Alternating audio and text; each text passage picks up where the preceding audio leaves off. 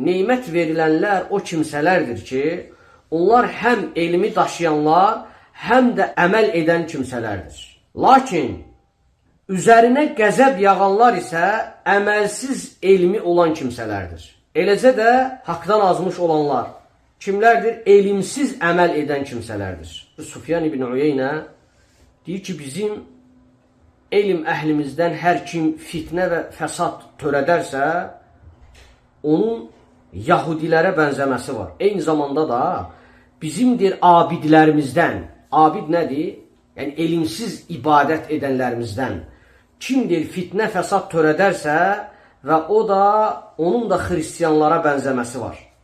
Çünki deyir, Yahudilərin elmi var idi, lakin onların əməlləri yox idi. Allah Teala Quranda buyurur ki, onlar barəsində Məsəlullezine hummilut Tevrat thumma lam yahmiluha kəməsəlil himar.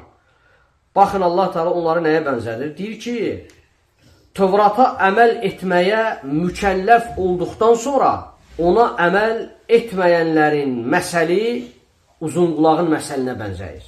Tevratı öyrəndikdən sonra onu əməl etmədilər.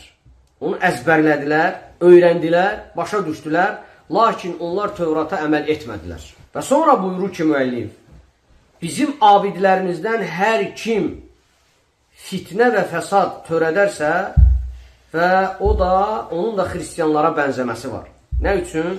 Çünki deyir, xristiyanlar Allahın heç bir dəlil endirmədiyi ibadətlər və yeniliklər çıxarmışlar özlərindən.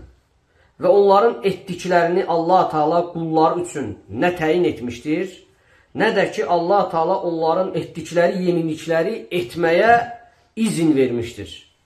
Yəni xristiyanlar barəsində.